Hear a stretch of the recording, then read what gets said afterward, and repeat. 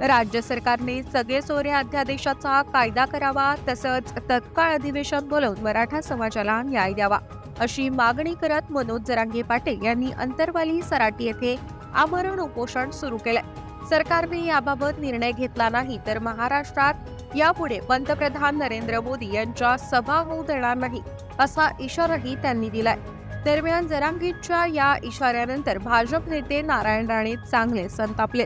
राणे यांनी ट्विट करत मनोज जरांगे पाटील यांना थेट इशारा दिलाय. मनोज जरांगे पाटील याच्या डोक्यावर परिणाम झाल्याने तो आता काहीही बडबड करायला लागलाय. त्याला मी मराठ्यांचा नेता मानत नाही, असं ट्विट नारायण राणे यांनी केलंय. देशाचे पंतप्रधान माननीय श्री नरेंद्र मोदी यांना महाराष्ट्रात फिरू देणार नाही, अशी बेताल बडबड त्याने केली. त्याने आता मर्यादा ओलांडली आहे. माननीय पंतप्रधान जेव्हा महाराष्ट्रात येतील त्यावेळी जागेवरून हलून दाखव, तुला असली मराठ्यांची ताकद दाखवून दिली जाईल. आपली औकात ओळखावी आणि अंथरुणावर पडून राहून नाटकं करावीत, असा इशाराही राणे यांनी जरांगेंना दिला.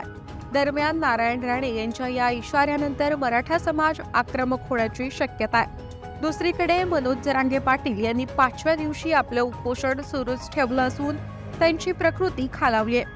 जरांगे यांच्या नाकातून रक्तस्राव होत असून त्यांनी उपचार घेण्यास नकार दिलाय. मनोज जरांगे पाटील यांनी उपोषण मागे घ्यावं, अशी विनंती मराठा बांधव करत आहेत.